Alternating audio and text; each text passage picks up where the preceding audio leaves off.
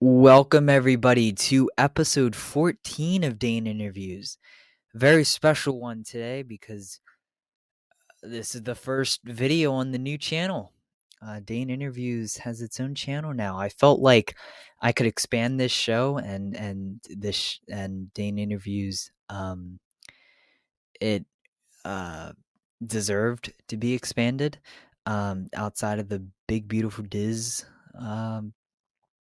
channel. So I'm very excited, very glad to be starting this channel, and I've got a great conversation for you today. Um, Joining me in a matter of minutes are Scott and Chris from the No New Friends podcast. I've been on their show a couple times, um, but so it's finally time that they're on mine. I've known them for a long time. They're great guys. So every time we talk, it always leads to great conversations. And today will be no different. And without further ado, let's get to my conversation with the No New Friends podcast.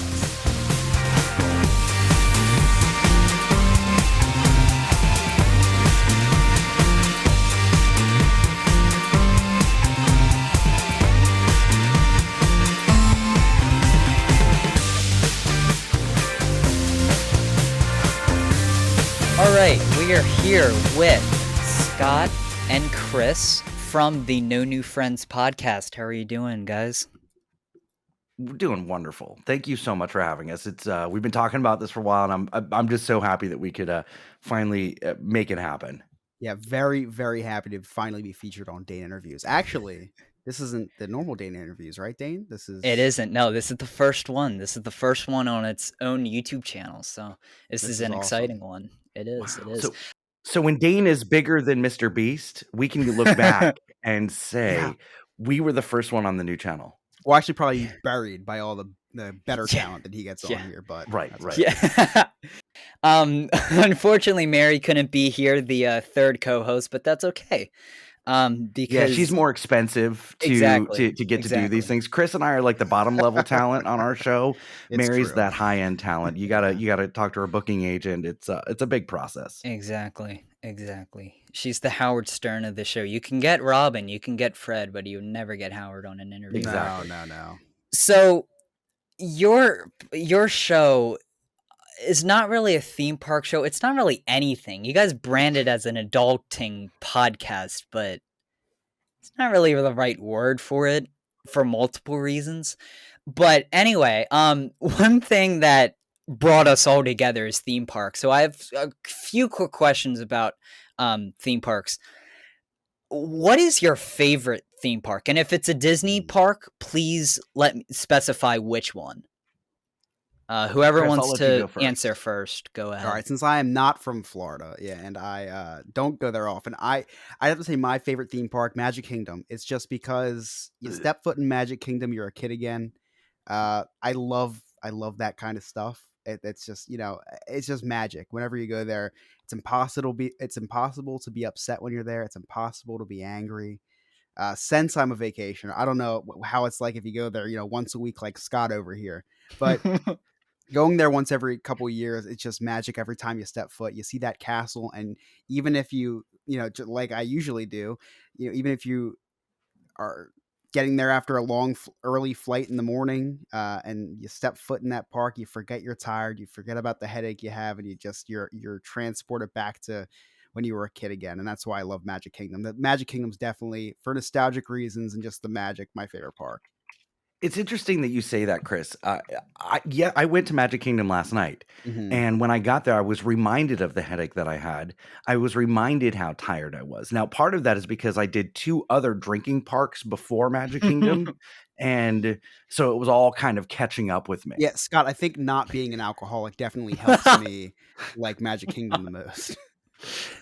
You're probably not wrong. For me, my favorite is Universal Studios, the old Universal Studios. I love that. I worked there. I drove the Jaws boats, and I'm sure we're gonna talk about that. But absolutely love Universal. I met my first wife there, and we've got 2 beautiful kids. from that marriage, and then my current wife, and then probably my future wife too. I've probably met her at some point at Universal as well. Bentley, I Um, just met her the other night, actually. yeah. So Universal holds a special place in my heart. I love that park. I love that it's a little bit edgier than Disney. I love that you can, well, not anymore, but you were able to smoke in the parks. The smoking sections, they had more of them, but now they've eliminated those. So now That's true. I blame Chapek. Chris, you did say you're from New Jersey. How did you become a Disney Parks fan? Was it just by maybe going as a little kid like me, because we basically live in the same state? Well, yes. So I call them Grammy and Pops. My grandmother, my grandfather. They lived in Florida, Fort Myers, Florida. So we frequented Florida. You know, Mhm. every year we'd go to Florida to visit them down there, and we would How many take a times are you trip going to say the to. word Florida in the sentence? Should we make a Well, I drinking just game out of it? I do want to let people know that I did go to Florida a lot. So He's actually playing Florida Man, Jersey Man right now. Yeah. So so he's sending it in Morse code. Every other word he's going to say Florida to give us the answer. so I'd go there about, probably once a year when I was younger with my family. And of course, that was, how I first started to like Disney. And I didn't go for a while because she moved up to live with us here in Jersey. So we didn't go down there as much. Senior trip in 2013, I went back for the first time in a long time, and me, two of my really good friends, one of them being my childhood friend, and my now wife Emily. We were girlfriend boyfriend back then. We spent the whole trip just the four of us, and everybody had these really big groups at Disney, and everyone was arguing about, oh, let's do this, let's do that, because your group's of 10 or 20. We had a group of four, and we had the greatest time ever because we all could agree on the same thing, like, let's do this, let's do that. And that's kind of when I fell back in love with the parks. And then, fast forward, we still talk about that trip to this day, that whole friend group that I had. Was that your first trip, or do you remember, if it wasn't, do you remember the year that your first trip was? My first trip was probably back in the early 2000s. I don't Okay. remember, yeah, don't remember when it was, but yeah, my first trip was definitely back in the early 2000s, and I always loved it there, but I definitely fell back in love with it in 2013. Then fast forward to, years later, during the pandemic is when I really got into like the significance of the parks, because Mhm. everyone was all, doom and gloom during the pandemic. I tried to tap into that happiness that Disney World is when the parks were closed, watching my YouTube videos, watching my, reading my books on, the history of the Haunted Mansion, stuff like that. And so from 2013, I fell back in love with the parks. And then I think in 2020, I really, really like just became enamored with the parks and its history just to kind of get me through tough times. And then, Mhm. fast forward all those years, a couple years later, and here we are doing this interview. Yeah, Sure. it's funny, Chris, that you brought up the pandemic. I think the pandemic kind of enabled everybody to slow down and really deep dive into all the Disney content that's out there, whether it's 100%. put out Yeah. by Disney, like on Disney Plus, The Imagineering Story, or Disney history podcasts like Diz His, or like Dane's channel, Big Beautiful Diz. First of all, it gave the creators time to create all that stuff, and then Mhm. as a consumer, it gave us time to really consume all that content and Oh, really yeah. make a lot of us pseudo experts, if you will, Yeah. or That's at fair. least a lot more knowledgeable on the theming and the backstories. And Uh-huh. honestly, other than the death and destruction and the fighting about the masks, Walt would be very happy with what COVID did for Disney, and the Sure. closures and the job losses and all that. But the fact Yeah. that now people are able to understand the history and the background and the theming behind his intentions and all that, I think would make him kind of smile today in Yeah. his grave, or 100%. if he was alive. Scott, do you remember your first trip? You were probably like very, very, very tiny, but do you remember your I was first? never very, very tiny, Dane. You see me now? Yeah. Didn't you meet Walt Disney at the opening and stuff like that? Yeah, right. So Disney, I know that I would have had to have gone to Disney before 1983, but the first trip that I remember is 1983. So I was like 4 years old, Yeah. um, or 1986, whatever, in the early 80s, because I have video of it. Yeah. and that's why I know the Kids of the Kingdom so well. The show that was in front of the castle, and I know all of the old school. I have Horizons on tape somewhere on VHS somewhere. Carousel of Progress with the song "Now Is the Time" instead of Uh-huh. Great Big Beautiful Tomorrow. So in 1983, I definitely remember that trip, or at least I remember it from watching it on video. Yeah. Um, and I was walking and all that. My sister was in a stroller, and then I know I took no SeaWorld was 1986. Universal, I do remember a lot fresher because Universal opened up in 1990. Yeah, it was So I yeah. believe I went 1 year after it opened. So a lot of the kinks were out, but I didn't get to ride Jaws until it reopened in '93 under the version 2 of the attraction. That's my favorite attraction of all time. And this is the funny thing, and a lot of people are not big fans of Michael Eisner, and I am a huge Eisner fan. Eisner, to me, most closely Okay. resembles Walt. And I'm going to tell you Yeah. why. Every Sunday, he would introduce the Wonderful World of Disney movie of the week, Uh-huh. and he starred or narrated or whatever, did all the preview videos for MGM Studios, much like Walt did before he opened up Disneyland and before the Florida Project, where he would be on every Sunday talking about the Florida Project or talking about Disneyland. Eisner did the same thing. And I remember specifically the whole Indiana Jones thing. And I thought the Indiana Jones thing was just a walk up exhibit Mhm. because that's just the way it looked but I thought it was at Universal. So I remember eating lunch right across from like the animal actors stage. And I was like, when are we going to go see Indiana Jones? And my dad's like, well, Yeah. that's not here. What made you fall in love with that attraction, Scott? Because you've said multiple times that it's your favorite ride in all of Disney World. The Indiana Jones? Yeah, what made it your favorite? Well, first of all, I'm very theatrical. I did a lot of community theater in high school, a lot of performing and all that.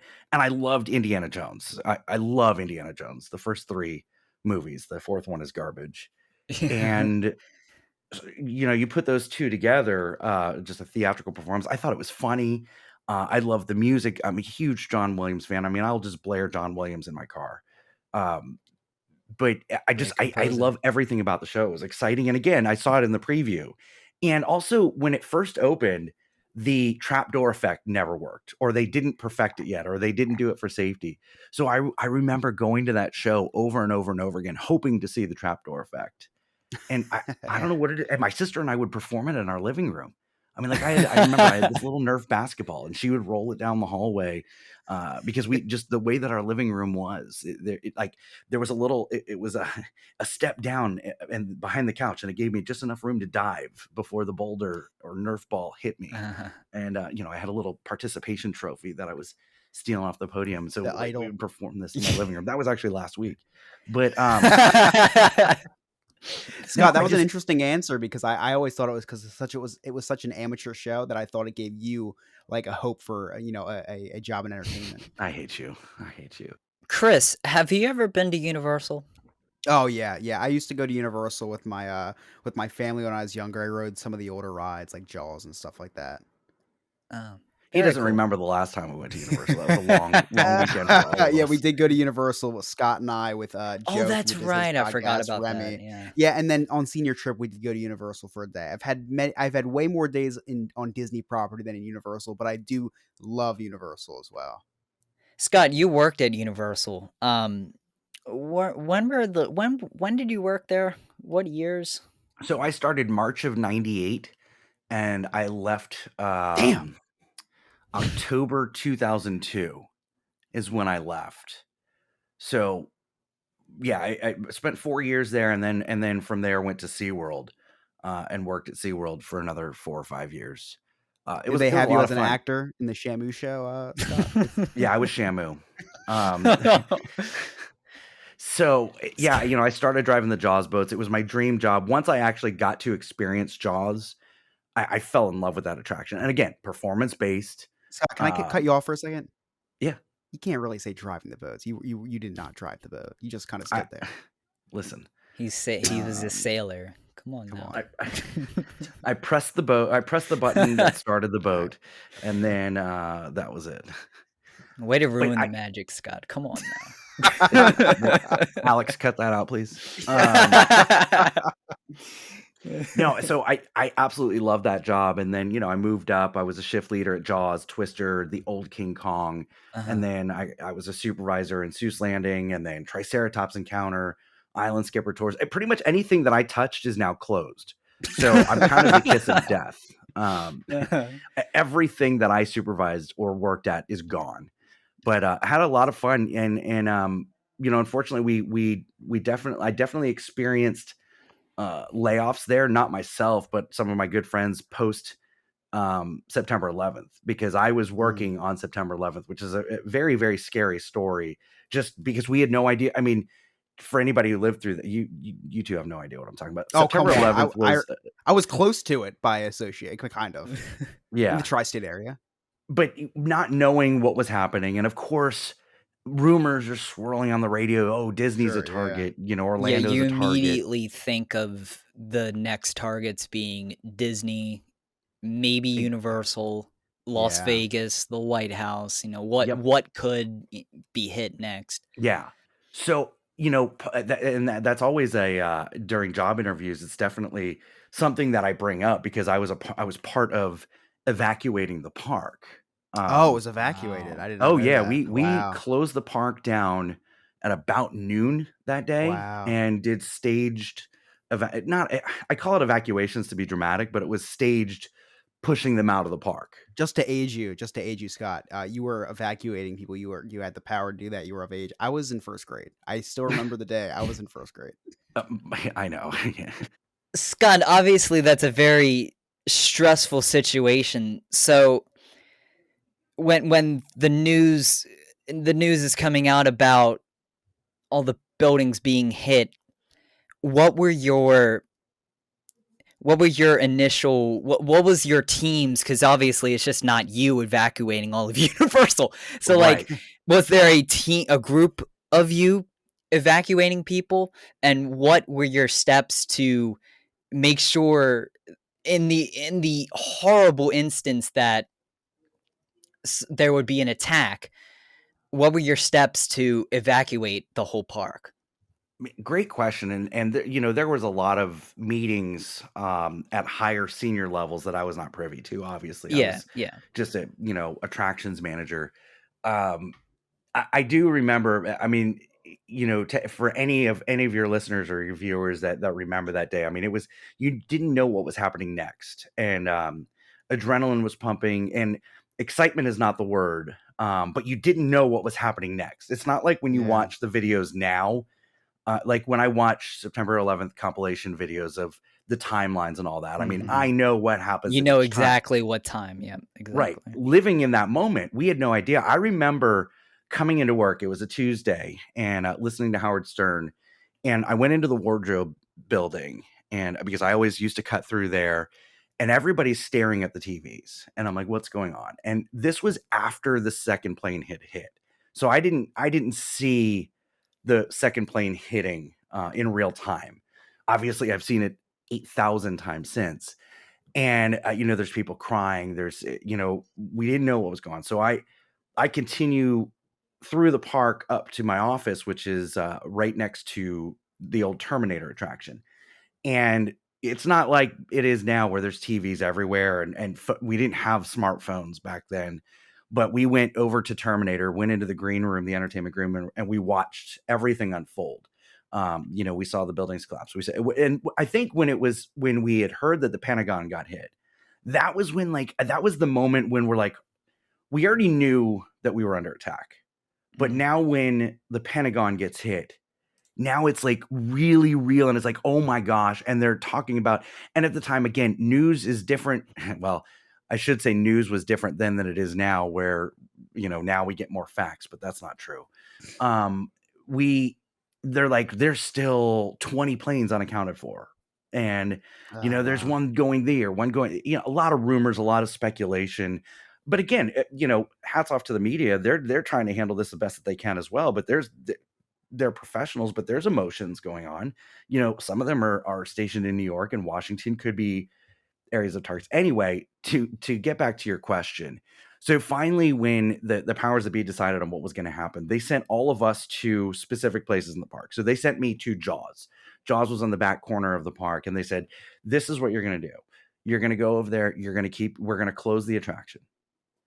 Keep your staff calm, and then when we tell them what's going on, when we've decided exactly what time and how we're going to do this, everybody's going to go out front of the attraction, and we're just going to start letting guests know that we are closing the park early today." Because we didn't want to create a panic. We didn't want people to say, Yeah. think, "Oh my gosh, we got tipped off that we're a target," because that wasn't the reality. It was just out of precaution, out of respect, out of everything that was going on. We need to close the park. And that's what we did. We just piece by piece closed each section of the park. Yeah. Because if we would have just had everybody needs to exit the park now, that's when mass hysteria. Yeah. That way it happens. would have been chaotic. Yeah. Yeah. I from what I remember, I thought it was done very well, where it was like, okay, we're going to close this section of the park, and now we're going to close this section of the park. So it's slow, so that people aren't feeling that there's a panic, but they do know that it's closing. So anyway, sorry to bring down the whole mood of no, this. it's okay. That's interesting. I had no idea that. Yeah, you don't hear that a lot. You never talked about that before that I've heard. So yeah, I used to introduce myself that. and say, yes, my name's Scott, and I evacuated Universal on September 11th. But people told me that wasn't really appropriate, and so I stopped doing that. I told him that was the last. No, look, it's interesting, and I figured, yeah. being a theme park podcast, a theme park YouTube channel, it'd be interesting to kind of hear about. And by no means am I an official spokesperson for Universal. This is just based on my recollection of that day, which was what 21 years ago. Yeah, that's very, it's very interesting. I mean, not a lot of people can tell that story about, especially working. I mean, they can maybe tell the story of like being at Disney or Universal, but sure, you have a very unique story there.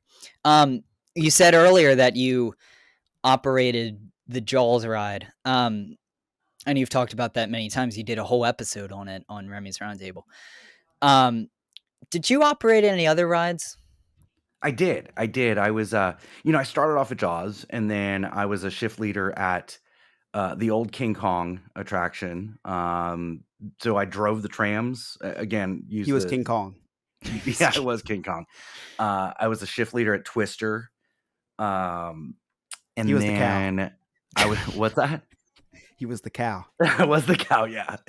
Then I was a supervisor in Seuss Landing. So I had Cat in the Hat, One Fish, Two Fish, If I in the Zoo, the Carousel, then Jurassic Park. So my attractions were Triceratops Encounter, Island Skipper Tours, which is the boat that went back and forth from Jurassic Park to the port of entry, and then the Discovery Center. And then I went back to the studios, and I was the supervisor for Jaws, and Beetlejuice Graveyard Review, Wild West Stunt Show. Love that. And then also got moved over to Horror Makeup, Alfred Hitchcock, the old version of Universal Express with the tickets that printed out of the boxes that never worked, and then special events. So a little bit of everything. Yeah.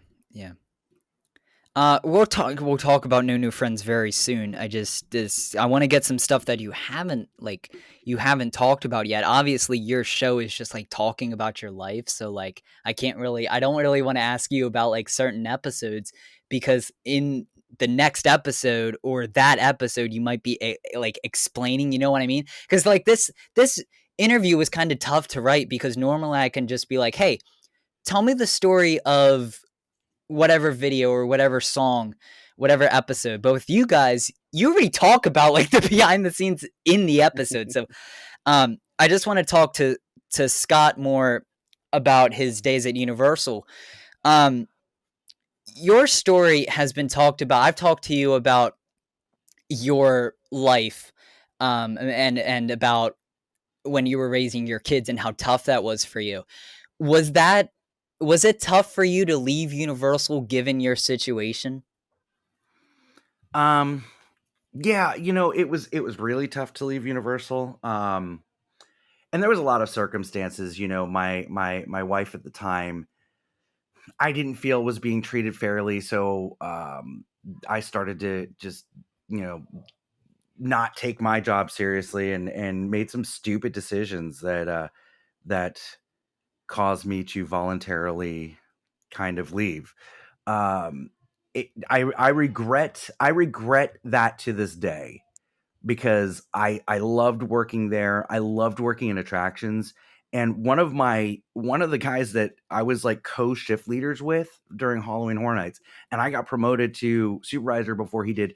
He's now the executive vice president of attractions for Universal Orlando. And Wow. I'm like, other people that, there's another guy that's the senior manager of attractions, and he was my tower attendant at King Kong.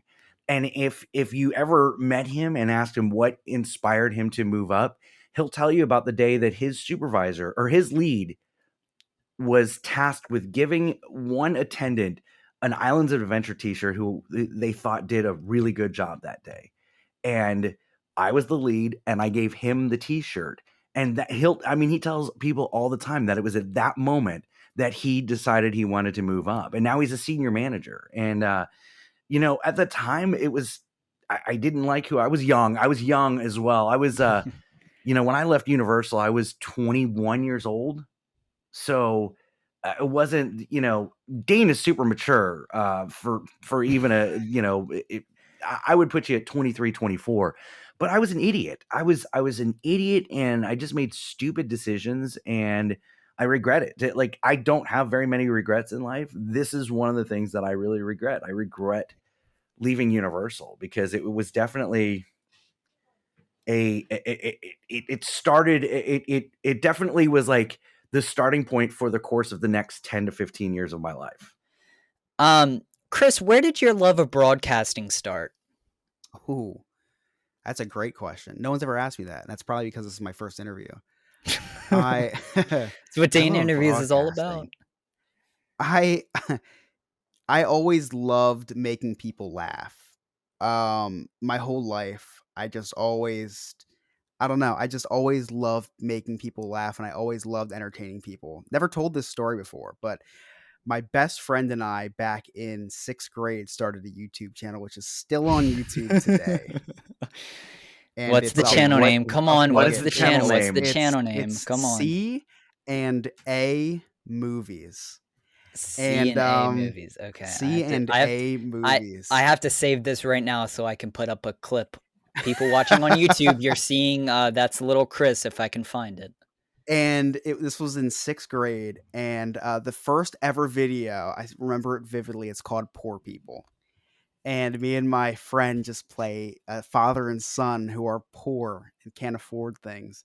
And we literally made up that video on the way back from we went to Eagles training camp with my dad that day. And on the way back, we thought of making YouTube videos. And that created my love for creating content.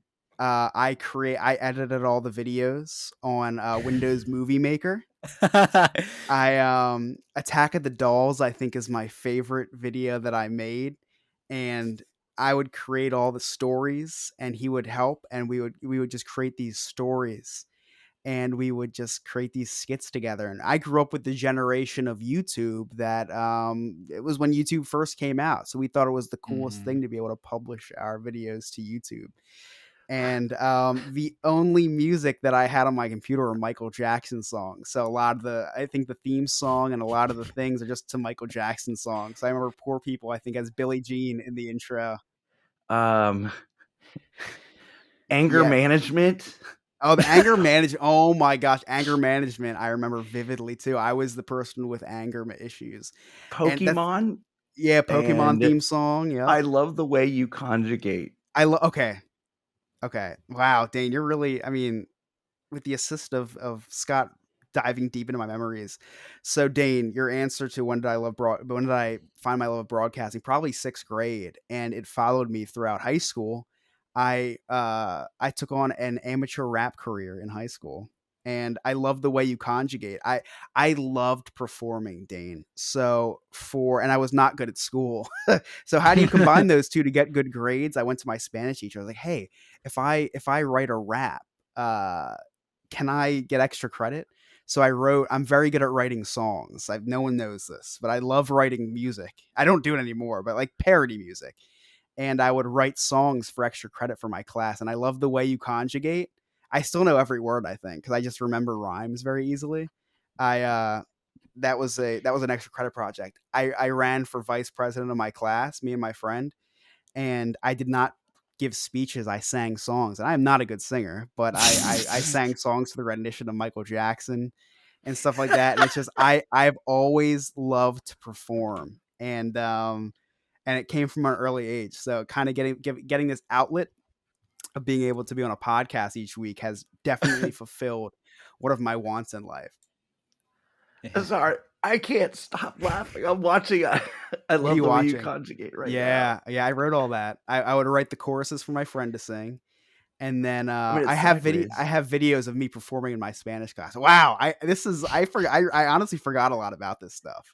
So, Chris, we're definitely gonna have to post this to Patreon. Oh, 100%. Yeah, Because 100%. I have Wow. found I've got to look for it, but I have original recordings when I did an internet radio station back early 2000s. Mhm. Like we actually went to a studio and it was like a 3-hour show. But that's before podcasting. And you could do 3-hour radio shows because that's what it was. Right. And it was this little internet radio station that it was kmax.com. kmaxam.com is what it was. It played on one station in California. It's 5:50 a.m. In California. So you could only hear it between two hills in California. But like I thought I was Howard Stern. And I mean, I don't even know if I could play some of it with the female co-host that we had. So Really bad. now that you have opened this memory, Dane, it wasn't CNA movies. That was not that is not when I found my love for entertaining. It was actually 15 years ago. It's Yob Productions is the YouTube channel. Okay. And it's me and my sister from 15 years ago. And do you guys, I mean, you know who Fred is from YouTube, right? With the Yeah. high-pitched voice? Yeah, high Yes. pitched voice, yeah. So Fred was very popular, right? So I talked like this the whole video. So that when I sped it up, it sounded normal Yeah. but high pitched. I did not know how to upload videos, so I edited it on from iMovie. So I edited on iMovie, and then I took my camera and recorded my computer screen, and that is Yob Regular Day on on YouTube. Yeah, it was a different time. That's 15 years ago. You're talking. That was, geez, what was that? 2008.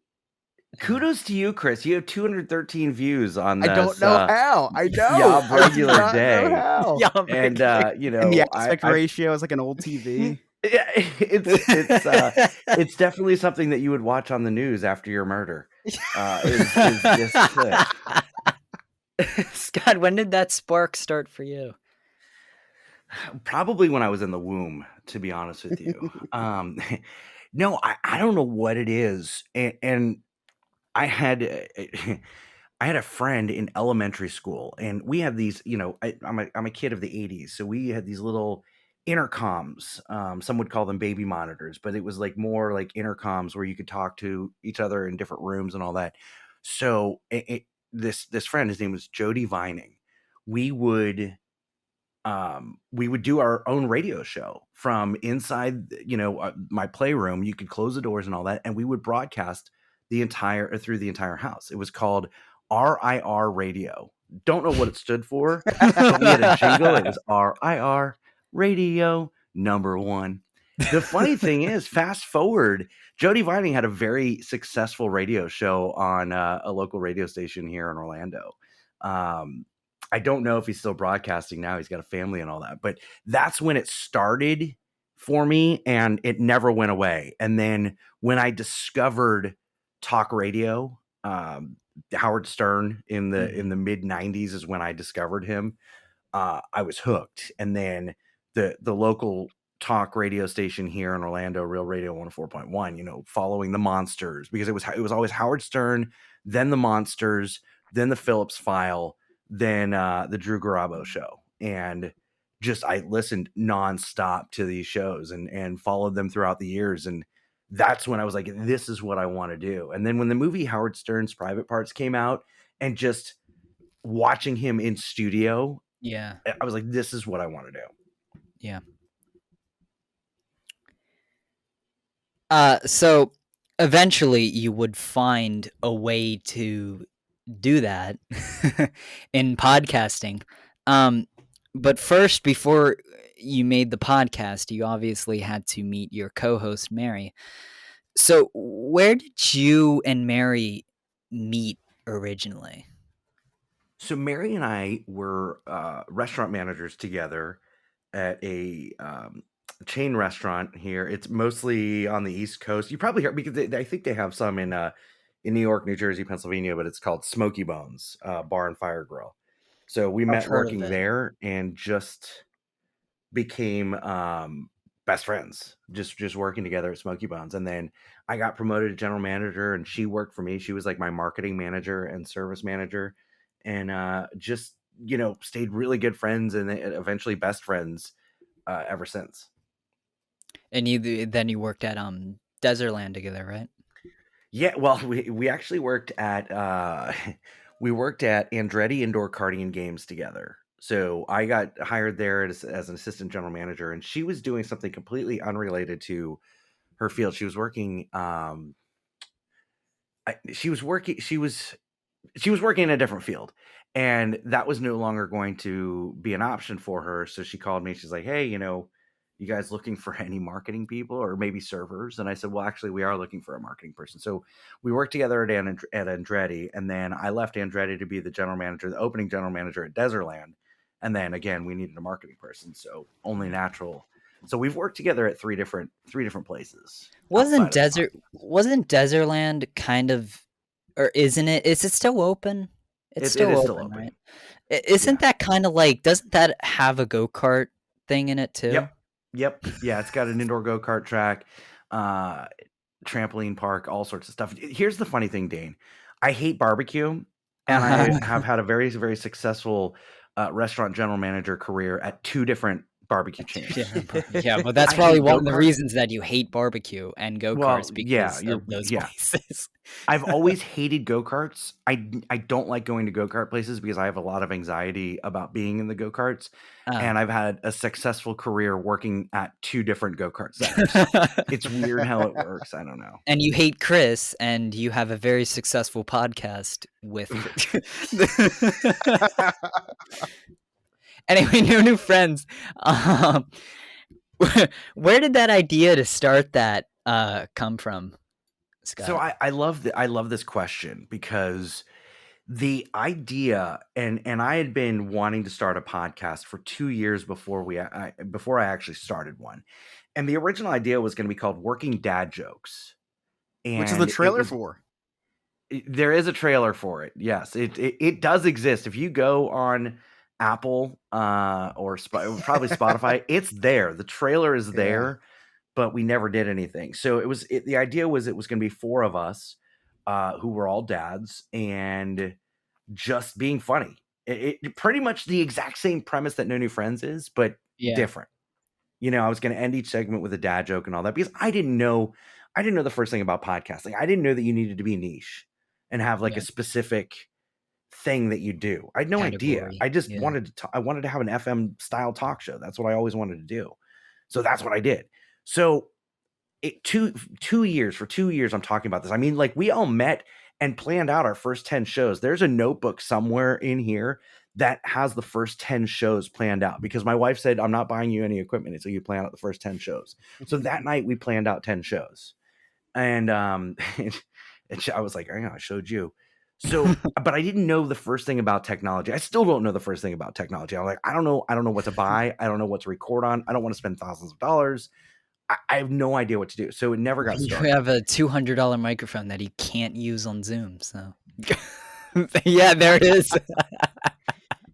So I reach out to my dad and I'm like, hey, can you jump on Zoom? I want to see if I can record something. Now, what's funny is at the very beginning of the pandemic, Mary and I talked about, like, because you used to be able to do like duet Facebook Lives, like you could bring someone into your Facebook Live. And that's what we were going to do. We were going to do a Facebook Live together every night. And we couldn't figure it out because we're idiots. And so my wife and I did it. It's on Facebook. My wife and I did what was it called? It was called Scott and Rachel Hurricane 2020 Coronavirus Edition. Anyway, my dad wasn't available, so I'm like, Mary, can you jump onto Zoom for like 15 minutes? I just want to record something and see how it works, and I want to just kind of see this episode from beginning to end. Yeah. And I'm like, and it'll probably never see the light of day, but if it's good, then we'll publish it. And we didn't have a name, and I said, what should the name be? And she's like, well, obviously No New Friends. And I'm like, okay, doesn't make any sense to me, but Do you we'll know go the with meaning behind that name? Has she ever No. explained that to you? Well, it's we don't want new friends because she's we already don't have enough time for each other, so no new friends. Just I don't know. I have no idea. Is there a deeper meaning? Still wondering too, Dane. I don't know. I was wondering the same thing if there's a meaning behind it at all. No, it's the dumbest name ever, and it's like I wish that we would have given it some thought because I don't know that but also we didn't know what it was. It was just going to be us talking, which is really all that it was for. Gosh, I mean, Chris joined us before we said, okay, it's the podcast for adults who like to laugh at adulting. So we do this episode called Just Winging It because that was literally what we were doing, was just winging it. And I loved it. I thought it was perfect. And I said, okay, I figured out how to edit. That day, I download software. I figure out how to edit. I'm on Anchor, throw some music at it, interestingly enough, the opening and closing music that we used in that very first episode is the same opening and closing music that we use to this day. We haven't deviated from that except for special episodes. But anyway, and then we posted it, and I had like 40 people listen to it in the first hour it was published. And I'm like, oh my God, I'm going to be rich. Like, we've done it. My goals, I didn't realize that 40 people was all that episode was going to see for the next 6 months. And it was, it doesn't just happen overnight. So the format's always been the same. You've updated your equipment by a lot. Do you still have that? Do you still have that headset, by the way? I do. I do have the headset. You didn't donate that to the Smithsonian? I thought it was on loan. My cleaners ran over the the cord, so the cord doesn't work anymore. But this is the original headset. There it is. And you see it's on a little display case or display design. That was for Scott's toilet paper, but it was yeah, I made it out of toilet roll. But yeah, it had the built-in microphone, and I was able to, for the longest, because these were my favorite headsets. I still used it, but with a good microphone, not just the built-in. I took the built-in microphone. I don't even know where it is. I threw it. But yeah, this is the original headset. Wow. Your logo. I don't even know what the very, very, very first logo was. I think I saw it on Facebook. Is it light blue? Was that the first logo? Yeah, it's a light blue with neon. Mary's stepson created that. But even worse than that, Dane, if you go to iHeartRadio right now, our original logo, which is just her and my face, and it says I also saw that one too. I saw that one too, but I was like, there's no way that this was there. This has to be just their Facebook photo. There's no way that was the original photo. That was the original logo. I had no idea we had no idea. Listen, Dane, I was like, okay, with my voice creativity and passion and Mary's marketing, this thing is unstoppable. Yeah. Everything we touch is going to turn to gold. Little did I know that Mary was going to get a real job and not do marketing. And it was a lot harder than just being passionate and creative. Yeah, you're right. But you guys have had some major success. I mean, thank you. Yeah, I mean, don't. Some people, does this all the time, right, Chris? Where I'll talk to Joe. And I'll be like, I'll just ask him casually, how many downloads do you get? And he dodges the question, but I know he's getting like 1,000 downloads per episode because this is such a major thing. So like, stop being humble and realize, how big of a show you guys are. I mean, you're on Glacier.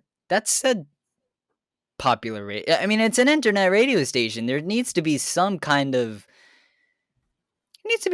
audience for that, right? Yeah. No, look, I know what we have, and Chris and I talk about this all the time. You know, our even if we get to 10 million downloads per episode, our numbers are never going to be where I want them to be. You know, because I'm never going to be satisfied with Yeah. where we're at right now. I'm always looking for what's You never next. can be. What's And next. that's the other thing, is that to be a great podcast, to be a great anything, you can never be satisfied with what you have now. Correct. Where I am measuring our success right now,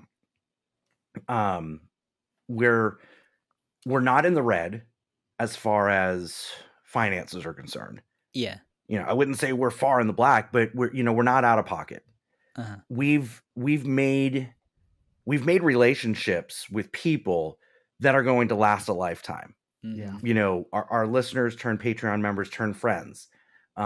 Because I mean, Dane, you've come into town and tried to do whatever I could to at least spend a little bit of time with you. Same thing with Ryan.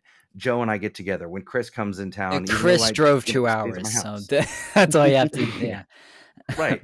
But those relationships, and hearing some of our listeners say, you know what, I've had a really crappy week, and getting to listen to your podcast on Sunday night or whenever they listen to it kind of like rejuvenates me and you know, puts me in a good mood, and just I look forward to that. And that's all I've ever wanted. Yes, I want a lot of listeners, but I want a lot of listeners that we can make an impact on their day, whether that's, you know, they've listened to us and now they feel better about their life decisions as a result of hearing what we do on a daily basis, or we've made them laugh, we put a smile on their face, or maybe they heard something that, you know, when we do have those serious moments, they've been like, oh, you know, they've learned something or something. That's what I really want. You know, yeah, of course, I want to do this full time. This is my dream. This is what I've always wanted to do. But a byproduct of that is making a positive impact, however that looks, on people. And you know, that's what I'm really passionate about, and that's why, you know, all our circle of content creators, I want to do whatever I can to help inspire them or give them nuggets. I mean, I'm not Joe Rogan yet, as far as our listeners, but you know, I think I know a little bit. Hey, Chris, so you weren't a part of the No New Friends podcast when it started, when those first, how many episodes were there? Like 10? 21. There were 20. Oh, I was way off. Wow. He was always a part of it. We just didn't know it yet. Yeah. Chris, you want to tell that story, how you met these guys? Yeah, it's a really fun story. Start from the very beginning, by the way. I will. Start because I also want to talk to you about joining DizHiz. So start from when you originally became a Patreon member of DizHiz. Yeah, absolutely. So I always describe the situation that I'm in now as the butterfly effect. And if you don't know what the butterfly effect is, it's the notion that like a butterfly fluttering somewhere in the world, you know, just from that flutter can create, you know, weather change halfway around the world, just from that That is the most beautiful instance. thing I've ever heard you say. So don't get used to it. So 2020 happens, the pandemic happens. I was dealing with you know, I was dealing with a lot of anxiety. I've always been prone to anxiety my whole life. And when the pandemic hit, I was trying my best to kind of stay above water. And there was a lot of scary stuff going on in the world. It's like if I went to CVS to pick up medicine one day, I came home and I was afraid that I was going to die because I thought I was going to contract this deadly virus. So it was like a lot of anxiety, a lot of scary stuff. So I had to find ways to balance all the craziness and sadness and scariness in the world with happiness. So I started working out, and I would go into the basement on the treadmill, and I need to listen to something. I don't like listening to music when I run. I like listening to people talk. By the way, when Chris goes down in his basement and likes to hear people talk, pretty soon we're gonna hear Chris start going, "I live in New Jersey." My name is Christopher Yob. I live in New Jersey, near So Philadelphia. so anyway, You like Huey Lewis in the news? so so of course there's all this craziness going on in the world. I don't want to hear about it anymore. I just got to the point where it's like I need to find this balance. So I started doing a really deep dive into Disney history. Because I graduated with a history degree. I love history. It's what I enjoy. So I started watching YouTube history videos, and that wasn't enough. So I went to the podcast app on my phone. And I typed in literally just Disney history, and the Diz His podcast pops up. So I start listening to the Diz His, and Was this back before or after they were on Sorcerer? this was way before. Yeah, Okay. this was way before Okay. Sorcerer Radio was even a thought. The original hosts were still hosting. It was Adam at the time, Yep. Joe, and Alex. And I just loved the chemistry they had. I loved the history that they gave, and I'm like, it just took me out of this really bad place that I was in. I'd go to sleep listening to Diz His. I'd work out listening to Diz His. It's just like it would just I kind of live take in me the out of that American funk. Gardens building.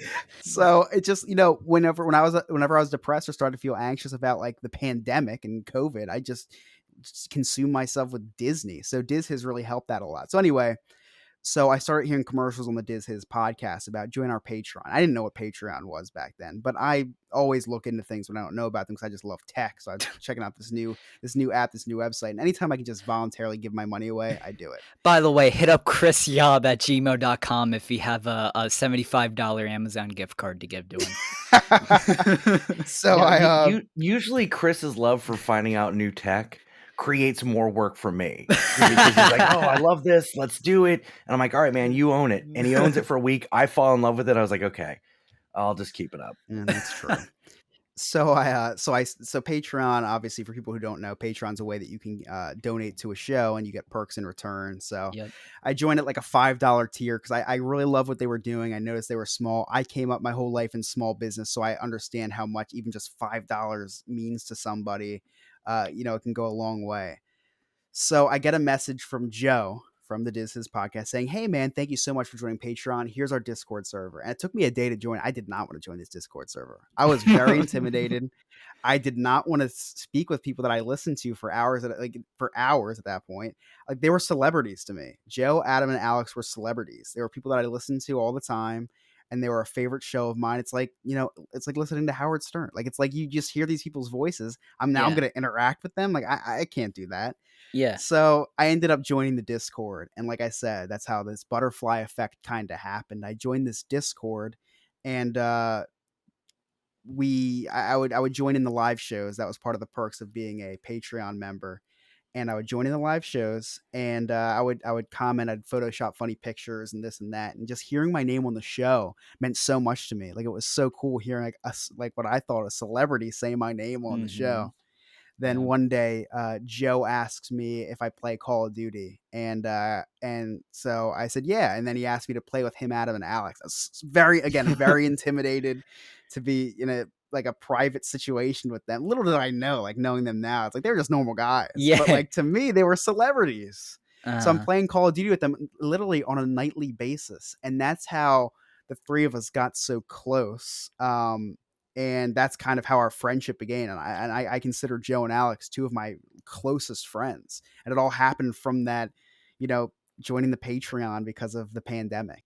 Before you did that, you Sure. did the old what were those called? The virtual spotlight. Oh, I did. Were you nervous doing that, considering that at that time you still thought of them as celebrities? Yes, very nervous.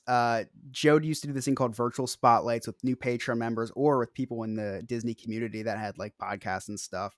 And it was just a series of questions. What's your favorite ride, movie, et cetera, et cetera. And he introduced me as having, because during the pandemic, I bought a drone and I would take videos and edit videos. Because again, I liked creating content. I love telling stories and being able to kind of tell these like short stories of the places that I was recording. I just loved doing that and just just kind of writing the script of this scenic video that I would make with these drones. And it was fun because it was outside. I didn't have to go inside anywhere. So Yeah. no risk of getting sick.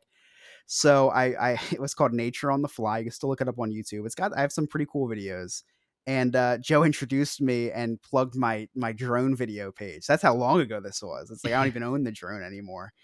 And he introduced me as the guy that has the YouTube channel Nature on the Fly. I thought it was super nice of him and everything. But yeah, Alex, yeah. When it was Joe, it wasn't Joe and Alex. So it was just him, and it was just like this one-on-one setting, and it was intimidating. So doing that was very weird. Again, we were friends at the time, but we weren't like super close.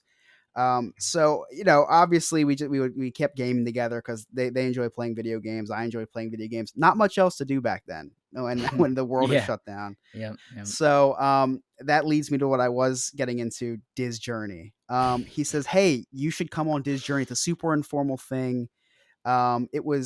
It was just Joe and Remy at first, and Yep. they would Yeah. play like video games and stuff, or Joe would try to play Joe video would play. games, He would like attempt. Joe Aladdin. would play the old Aladdin game for the Yeah. the Genesis, and then Remy would deliver like the news and Yes. Yeah. And I didn't know at the time how big of a like not serious show. Well, I don't want to say joke, but it was just not a serious show. But I took that show very serious. I probably on my phone still have the show notes from the first night that I ever was on. When they asked me to come on, I wrote notes of what happened in Disney that week. I wrote down. I wrote jokes. I wrote jokes to say. I wrote an introduction, like a very small monologue to give. And because I really thought it was very serious. I make money off of this show. Diz Journey, they did not, and I don't even take that much. I don't take that much preparation for this show. So. This was literally Dane. This was literally my first ever appearance on a podcast at the time, and I didn't know. Is that why you showed up in a suit that night? I did not know where it was going to take me, but I wanted to do my best on it. I didn't know if there was one listener or 1,000 listeners, but I was ready to give it my all that night, and I did. And I came on the next week. I remember I was out one day, and I had to help Emily's stepdad set up his camper. And I was like, "Listen, I gotta be back for this podcast I'm doing." And I always tell the joke like he kidnapped me. He was taking me to all these bars, and he got me really, really drunk. And I had Emily pick me up at the bar because it was near my house. I said, "Em, I got to get home for this podcast." I do not remember the podcast, but I was there. I showed up, and so and you know what? And my loyalty for the show kept me on. It's really because I showed up. Fast forward, I don't know, a couple weeks. You probably have the information more than I do. But I get on, and Remy says we're having guests on tonight from the No New Friends podcast. And I thought, okay, cool. I thought it was a little intimidating having these big, these people from a big show coming. And in come Scott and Mary. And the way they carried themselves and the chemistry between them, the two, I really thought like they had this radio show. Like I really thought this was like a huge, yeah, I did too. Huge show. And I didn't care because at that point I knew Remy's Roundtable was somewhat of a like not so serious show. So I remember that episode, me, Joe, and Alex played this game where we would message each other a word, and we had to fit the word in a response we gave on the show. Yeah, I told Scott this, but nobody else really knows this. So if you listen to that episode, you'll hear a lot of weird words, and it's because we were playing this game. I've tried to figure it out because some of them are very obvious. Yeah, you've caught a few. I caught a few of them. Yeah. So anyway, Scott and Mary at the end of the show, Scott was like, "Hey guys, I'd love to have all of you guys guest host on the No New Friends podcast." And I'm like laughing to myself thinking like, I'm not on a podcast. I'm a nobody. I'm a Patreon for the Diz His podcast. Yeah. So just so happened, don't know why, but Scott, probably because Joe and Alex were busy. Scott reaches out to me. And he asked me to guest host on the No New Friend podcast. I remember I was so excited. I told Emily, I said, "Hey, I'm guest hosting on a podcast tonight." And she's like, "What?" So I was like, "Yeah, they think I'm on the like part of the Diz His podcast, I think." And I didn't say I wasn't. So Scott was like, "Hey, I'd love to have all the Diz His hosts on." I was like, "Oh, sure, yeah, I'm free because I'm doing anything." So Scott has me on. I'm gonna be like, "Hey, Scott, I'm gonna be honest with you. I have nothing to do with the Diz His podcast. They're just a couple of friends of mine." And because he asked me, like, I think during the show, like, oh, so what do you, you're from the Well, I Diz was His trying to get some podcast? clarity. I didn't understand what Diz's journey was. Nobody Because I did. knew that there Nobody was did. Diz his, Yeah, and I nobody knew that did. there was Remy's Roundtable, but when you search Diz Journey on Spotify, nothing comes up. No. And I was Mm-mm. very, very confused. Scott, help me out. That was episode 21, 22? You came on episode 22. So 22 was a really fun episode. It was me, Scott, and Mary. And they were recording 2 times a week at that point, right? 3 times a 3 week. times a week. So we finished that show and it went well. I thought, I remember one of the segments was Strange News, and I really felt in my element on Strange News because I was able to just make kind of funny comments during it. And I didn't really have a lot of pressure. So at the end of that show, Scott said, we'd love to have you on again. I was like, oh my gosh, like, sure. That's great. And then, the next day, I think it was, Scott, because you recorded 3 times a week, he had me on and it was just me and Scott. Mary couldn't make it. And I think that's probably where we clicked on the first episode, but we really clicked on that episode. And it was kind of like we had a really good dynamic. And by the end of the episode, Scott was just like outright said, hey, me and Mary were looking for a third host, and we'd really love to, give you the shot to be a third host, which I was just kind of blindsided by. Were you actually looking for a third host, or did Chris have Yeah. such good chemistry that you just decided to? Yeah, we were because we had gotten to the point, and it was less to do. It was less to do with the fact that it was just me and her, and it had more to do with the fact that we were doing 3 episodes a week. We were starting to run out of content. We Yeah. were starting to run out of things to talk about, and we hadn't yet struck gold with me telling the awkward stories that happened, or Mary telling the awkward stories. We hadn't hit that None of the yet. classic episodes had come out yet at this point. Correct. Politics, Pimples, and Pleasures. That was the only one, and that was by accident, talking about the pet mayor. But yeah, we still didn't know what the show was. All I knew is that I felt like things were starting to dry up, Yeah, and I felt like we needed a third host. to And freshen things the up. original, I actually offered the gig to Craig Brooks from Tasty Trivia, who was in that Politics, Pimples, and Pleasure Mhm. episode, because I thought the 3 of us had great chemistry. We've known each other for several years, but he wanted to do a hospitality podcast. He wanted to do like a restaurant and hospitality podcast, which I had zero interest in doing. Yeah. And my wife tried to push me to that too. She's like, well, that's your hook. Get people in, and then once you get loyal listeners, then you kind of change it to whatever you want. I was like, I don't want to do that. That's stupid. So I kind of abandoned the idea of Craig, and then we kept going. So and what Chris may not know is it was always designed that Chris was going to be the first one from that show to guest. Oh, no, I did not know that. Because I didn't know, I didn't think that you were attached to a podcast. Although in the episode description, I just read the episode description of the episode that you're on, and it says Chris from the Diz Journey and Remy's Roundtable podcast joins us. Yep. Because I felt like Chris was very funny during that episode of Diz Journey, and I'm like, well, I think he'll mesh well in an episode. We'll give him a whole episode to do, and let's see kind of what happens. Did the audience respond to Chris becoming a host well? Did they respond to him at first? My audience hated Chris. They hated him. He was just, they're like, I just want to punch him. My sister still to this date refuses to listen because Chris hates Friends. Opinion. My mom was really his only fan. My mom loved Chris, although she's turning on you because she sent me a does Christmas not. card, but I did not get one this year. Well, I'm going to tell you why. She's turning on you. She does not love Chris's Cliff Notes because it's mostly making fun of me. Yeah. She's like, Jersey Man, Florida Man's really good. But I don't know about Chris's Cliff Notes. It's really mean to you. That's what makes me and Scott so good together, though, is because like we can make fun of each other, and take zero offense to it because we know it's all out of love and for the sake of comedy, and that's why I feel like I mesh so well on the show because I noticed that right away. Is that like I can make fun of either one of you, and it's for comedy. It's not serious. Yeah, Chris, when did you now I think Chris is more popular than Mary now. Just with his Cliff Notes and all that, Chris is very, very well received by the audience now. Yeah. Chris, when did you start reselling on eBay? Oh my gosh, high school before I was legally allowed to. True story. I would sell. What I would do is I found out that Pokemon video games on the Game Boy were very valuable back in this was like 2011.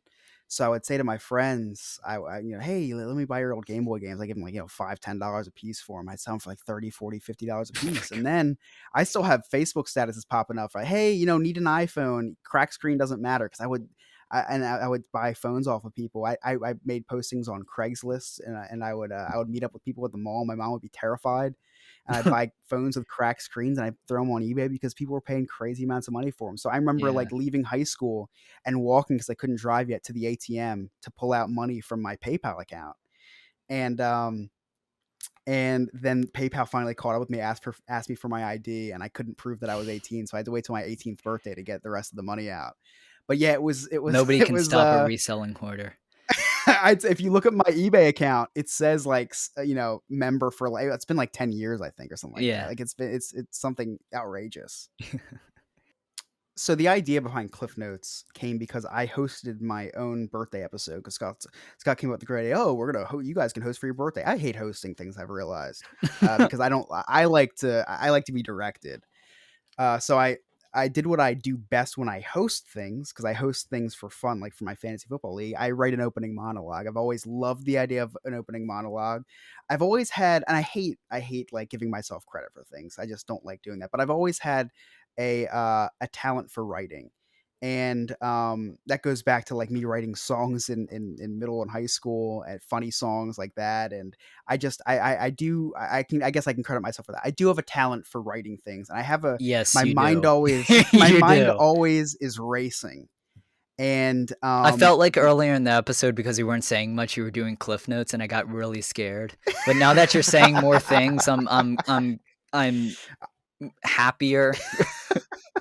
my mind is always racing. So thought, and that's how I think. That's probably how I can come up with these creative thoughts so quickly. Is I have this racing mind. So I love writing monologues for things. I love opening. I love setting the tone. So what I did is, for my episode, I wrote an opening monologue, and that was a night where we recorded 2 episodes in a row with about a hour gap in between. That might be generous. It might have been about 45 minutes, and with 15 minutes to maybe half hour, I'll say, before the next episode, Scott texts me and says, "Hey, I loved your monologue. Would you be able to write one for the next episode?" And this was like 30 minutes until the next episode. Yeah, And because I it was the was like, Father's Day episode. it was, And I'm yeah, like, it was the Father's Day episode. we should start off Father's Day with a Father's Day monologue. So Yeah. I created a Father's Day monologue, which might be one of my favorite monologues. It was really funny. It was just a bunch of dad jokes, and I created a story around these dad jokes. Do you find it easier to write a monologue before or during the thing that you're talking about? Like, would you find like, if you for some reason planned everything that was going to be talked about on Know Your Friends, would you find Cliff Notes to easier if you pre-plan them, or while you're talking, it's going on? That's a good question. So ever since high school, ever since I've needed to do things in a timely manner, I've always found my best work is when I'm pressed to do something. Yeah. I wasn't a procrastinator with. I procrastinate, but with some things I procrastinated on purpose, because when my back's against the wall, for writing at least, that's when my best work is done. I've never. I would never proofread any of my papers. So there was some grammatical errors, sure, but I felt like the content would be better than the grammatical errors, and they Yeah. were. I got decent grades in college, but I just felt like whenever I was forced to write something, that was my best work. Now there are some times where I am pressed to do something and I write something, and I'm a perfectionist, so in that sense. So there's like, oh man, I wish I would have added this. I wish I would have added that. But it's hard to say. Like when I do a monologue, I like to do it like right before I'm supposed to give it. I don't like giving myself a lot of time. Yeah. that's why when Scott proposed the idea for Chris's Cliff Notes, he's like, "Oh, I think you should, do it during the episode and say it at the end." I kind of hated the idea at first. I'm like, I don't know how I could do that, but I've learned very quickly that I can take little breaks to write these jokes. I can think of them. I just need to, compose them when Scott and Mary are kind of going back and forth. And the chemistry they have together is so great. So I can give them time to go back and forth while I can tap in on my talent of being able to, write these things down and kind of say it at the end. So I feel like it makes the show so much better in that way because I'm not interjecting and cutting people off in the episode because and they can have their chemistry, which is just is amazing. And I just feel like it makes the show that much better. So the idea Yeah. initially hated the idea. But I said, let me try it. I like challenging myself. And And it's honest, he it's didn't honestly not tell a me that he hated challenge. it. I He didn't. I didn't tell didn't. me. I didn't because I did want to challenge myself. And I'll tell you what, it's not hard to do. But the only reason it's not hard to do is because of the chemistry that Mary and Scott have. Without Mary and Scott, Yeah. you'll notice that when Mary's not there, the Cliff Notes aren't as good, or they're Mhm. non-existent because I can't take You those can't. breaks. Yeah. Yeah. That's interesting. Could you do one like right now? You don't have to. You don't actually have to. But like I'm He's already saying, written I'm one. He's saying already if written like one. if I would ask you, if I would have asked you in the beginning of this episode to do a Cliff Notes at the end, could you have done it? 100% because because of how long Scott talks. I could definitely do it. I did one and example, I did one for Remy's Roundtable on his anniversary show. Yeah. And yeah, it's just I don't know. It's I just kind of have to take a back seat for a little bit, type up, but I don't think it's very noticeable during the show. I don't think you notice that I'm distracted or anything. I think I do a pretty good job at fading in and out. It's something I really like to do, Dane. So I like if anyone ever asked me to do something like that, Remy asked me, "Hey, for my anniversary show, could you do a little roast? Could you do a Chris's Cliff Notes?" And I was very excited to do so. So yeah, I think I could do it. I always like the challenge, even if I can't do it. I can still come up with 2 or 3 nice little zingers for sure. Yeah. Yeah, after Chris performed or pulled off the Father's Day monologue, I was like, we have something with Chris that we have not even tapped into yet. We all Yeah. know he's funny. We all know he's got a knack for storytelling, but I didn't know until those 2 episodes his gift of writing. So I've always wanted to have kind of these segments, and that's why like the 3rd segment of our show is my favorite. Yeah. Well, because I was Chris's just Cliff about Notes. to say that you were looking for segments at that point. You were looking for Exactly, ones that you could look and it just forward to every episode. Yep, exactly, and it just fit in, and you know, Chris, he I don't know how he does it because he says that he's able to take pauses and all that, but I mean, he interjects, I think, a lot, but I do get long-winded, so there is some time to write. But, it's kind of I when I listen back to our episodes, I'm like, "Damn it, I should have said this here. I should have said that there." And I don't. Chris gets the opportunity to say Yeah. what he didn't get to say earlier and sometimes Yeah. holds things back and all that, and it just makes for a really, really funny segment. Yeah. The classic episodes, I think of like the Bubba Joe one, or the Do They Know It's Christmas, or Dangling the Sex Carrot, or the BJ's in Costco one.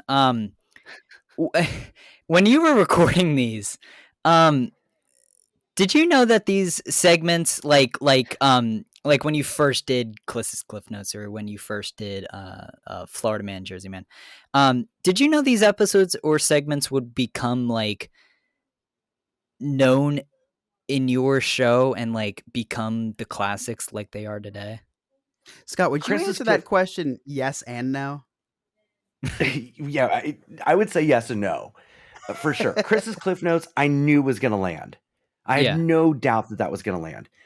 Jersey Man, Florida Man is interesting because I asked Ryan, I said, I want you to do 2 news stories, one from just like what he does, where it's you read us the headlines, we try to guess, and then you read the story with the context. And then I said, and just like on Diz His when Niels wants to know, end it with a little joke. Yeah. That was the direction that I gave Ryan, and Ryan took it on and made it this Ryan whole is beast on its own. incredible. Ryan Very is good. so funny. He's My very wife talented. says he's a genius. Yeah, And he's very talented. it's a genius part of the show because if we have a new listener that listens to the most recent episode, they're going to get to the end. Chris's Cliff Notes are really funny, but Jersey Man, Florida Man, it's going to be entertaining, but it's not going to make a whole lot of sense. So it forces you to then go You can back go and then back. go back Yeah. and go Yeah. back and go Yeah. back. So there is a method to my madness of every little thing that we do. Yeah. And I do throw a bunch against the wall and see what sticks. But to talk about the episodes real quick, it's really funny because sometimes I know that they're going to be instant classics, and sometimes I have no idea what's going to happen. The We Love BJ's and Costco episode was by complete accident. Yeah, it That, was. we were talking about grocery shopping and the fact that I walked out of the grocery store with coffee creamer and soda. And then Chris says, I've been really into BJ's lately. Yeah. To which Mary and I giggle. It would have ended there, but again, we have amazing Patreon members. Yep. Ryan in chat, and this is how it took on a life of its own, types, I think all men are into those. and so then seeing that kind of in my head gave me the permission to take it to the next level and make it this whole big thing. Make it an Now the inside dangling the joke. sex kid. Yeah, what's that? I said make it an inside joke. Making it the longest running inside joke that we have. Really. Yeah. So dangling the sex carrot, I had wanted to do that topic of my wife dangling the sex carrot. I wanted to do it for months, but I couldn't figure out how to naturally bring it up. And then this story happens with my daughter having the sleepover, and I'm like, okay, boom, there it is. There's where we bring that story in. And it was just by accident that it went down the road that it went, when Chris is like, I can't even have sex with my dog in the room. And I'm like, oh my God, I have to talk about this because my dog stays in bed. Like, that's true. My dog stays in bed with us. It's not an exaggeration. And I had no idea that it was going to take on the life of its own. I wanted to get back to dangling the sex carrot, but they were just having so much fun with this whole dog in the room. And again, it's now our second longest running joke. Yeah. The Bubba Job thing. So I knew the story because Chris had shared some of the pictures of this interaction. And when we start talking about something, much like you and I were doing at the very beginning of this episode, where you're like, well, hold on to that. Or before we started recording, a lot of that happens in real life, where some text messages will come back and forth, or conversations. And I'm like, no, hold it. Like, I don't even talk to Mary anymore because it's like, I don't want to waste the good stuff on just us. I want to have it out there for our audience. But so we knew a little bit about it, but I didn't know that it was going to take on the life of it. Like, again, it goes back to Chris's ability to still tell stories in this amazingly entertaining way. Yeah. And that whole segment took on a life of its own, and Bubba Job is this regular character. He's our mascot on our show. He is the mascot. He's also an he is also an NFL superstar now. So He is. He is. MVP. And then MVP going to do the they know Super it's Bowl with the Philadelphia. Yeah, I know. I'm excited about that. Do they know it's Christmas? Complete accident. Complete accident, yeah. accident. We did a top 10 list, and Chris was just talking about the songs that he likes, and complete accident. We had no idea that was going to happen. Yeah. Got one more question. You said you have said it multiple times. If anybody listens to your podcast, you just talk about like life. You just talk about things that happen in life and funny stories. And usually those stories are about other people. So have you ever gotten in trouble with the people you talk about because they didn't like something that you shared? And because this is the format of your show, are other people, like your kids or wives, or in Mary's case, husbands, are they supportive of the show? Great question. There's so many different layers here. So, yeah, my wife 100% supportive of what I'm doing and the things that I'm saying. And there have been some questionable moments where I've said something about my wife or about just our life and I question, is this okay? And especially early on, I remember feeling sick to my stomach after the Miguel Colon episode, because we were talking about how Rachel and I met, and the whole joke was, Mary at the end of when Mary and I were talking, she's like, well, go meet up with her, because it's a long story, but she's like, go meet up with her, at least you'll get your dick wet. And I yeah, it's a personal story, and then I go, and then I did get my D wet, and I didn't know how my wife was going to feel about it. So I had her. I said, I need you to listen to this. I need you to listen to this and tell me if it's okay. And she said, yeah, it's okay. And we've had conversations about it, and I reference a lot of time the conversation in the movie Howard Stern Private Parts, when Howard and his wife were talking, his wife at the time, and he's like, I have to be personal. I have to put it all out there. And she said, I know, do what you got to do. And then he, made fun of the fact that she had a miscarriage, and Yeah. that was like a Yep. big thing for them. But I think my wife knows what I want to do, and she knows that in the way that we tell the stories, they're mostly exaggerated, Yeah. not to take it personally. That's why, I like that she doesn't really listen, because it gives me a little bit more freedom. Now, like, the rest of my family, my kids do listen to the show, my 22-year-old and my 17-year-old, and if my son comes up and I feel like I call him an asshole sometimes, and I'll tell him, I'm like, hey, I called you an asshole. Don't take it personally. It's just comedy. And he's like, yeah, but Dad, you think I'm an asshole? And I'm like, well, I know, but just play it off as comedy. No one needs to know that. No. um, but my sister is really the most sensitive about it, to be honest with you. And I think my family knows, like, hey, we're going to tell you something now, make sure it doesn't get on the podcast. Yeah. But also, I know what should and shouldn't be on the podcast. I don't think I've ever. Now, okay, rewind back to 20 years ago when I did internet radio, I did not know that. I didn't know that line not to cross, and I did cross that several times. And there's still some family members that I don't speak to as much. Oh. So, but my sister had rules, and she said, I don't want you to talk about, don't mention my kids by names. Don't tell any specific stories about my kids. Don't mention me by name. Don't mention my husband by name. Yeah. And So that's what's just your because she's a sister's name? that's only because she's a teacher at a Catholic school, and she knows that our Yeah. content is not Okay. necessarily Catholic school friendly. Just to quickly answer that, because Scott gave a really good answer. He did.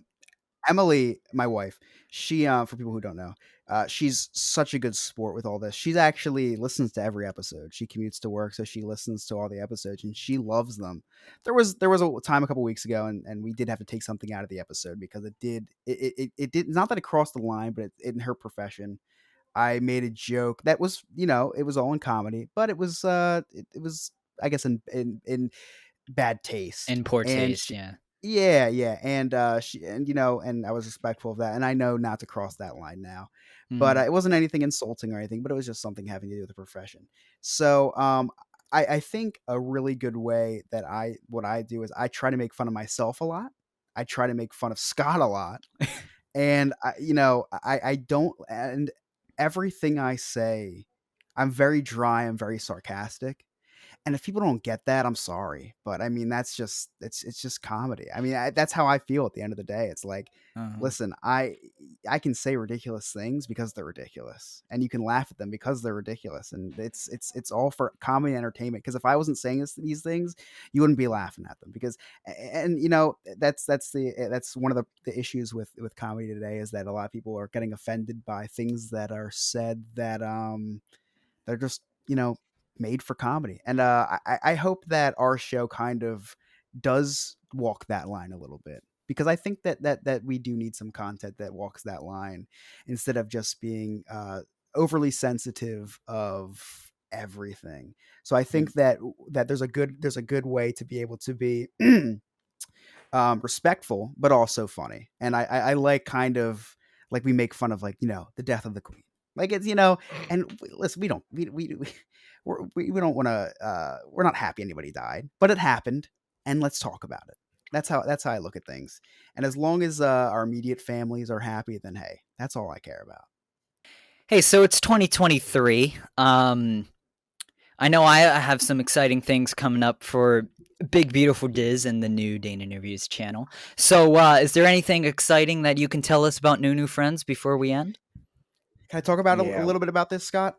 We were talking about earlier. I think that's one of our Yeah. big goals for Yeah, 23. go for it. One of my big goals for 23, and it's funny because like I really just wanted to hit the ground running with this, and I did start it today. I really want to add value to Patreon because Scott, Mary, and I appreciate every cent that is donated to us on Patreon, and I feel like we don't reciprocate that enough back to our Patreon members. And we, from the bottom of our hearts, love every single listener. The ones that choose to donate or like hold a special place in our heart, because that's just like people spending their hard-earned money on us is just like mind-blowing to me. So we as a group want to provide more content. So today I launched the first in a series that I guess I'm calling Chris Reacts for now, because I don't have a name for it yet, but it's going to be a Patreon exclusive, probably weekly or maybe bi-weekly video of me just ranting about something, and just little snippets like that. Scott's gonna do fireside chats, Fireside right? chats. I'm so excited about it. I And we're gonna don't be know.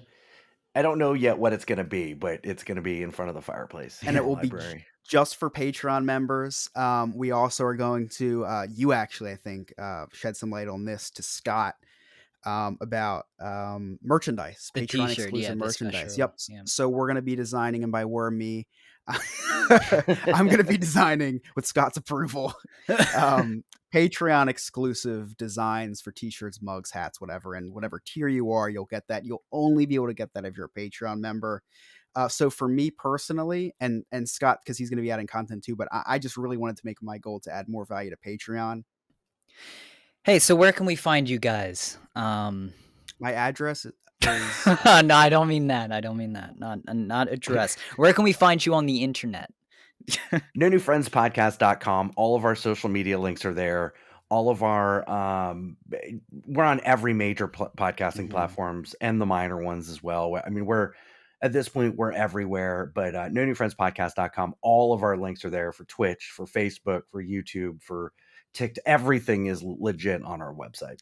Now, Dane, before we wrap this up, I do want to thank you so much for reaching out to us of all people to be on this new channel. I'm very excited for you for this kind of new little chapter in your book that you're writing.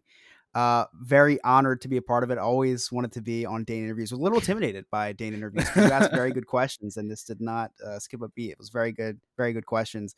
Also, just want to shout out to all of your listeners watching this, or watchers, I guess, because we're on YouTube. But it is going to be a podcast Listeners too, right? on Spotify, Yep. So listeners on Spotify, but all of our listeners, just thank you so much for just listening to us. It's just crazy to me that people are voluntarily listening to our voices, and we appreciate you. Just really appreciate you just bringing us on here. It was really a lot of fun.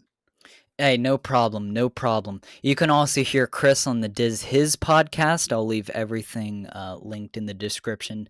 Go to nonewfriends.com or dizhis.com. No New Friends Podcast. Nonewfriendspodcast.com, sorry. Nonewfriendspodcast.com. Everything will be linked in the description. While you're down there, leave a like and consider subscribing. It would make me a very, very happy man. And with that, I'll see you all in the next one. Have a magical day, everybody.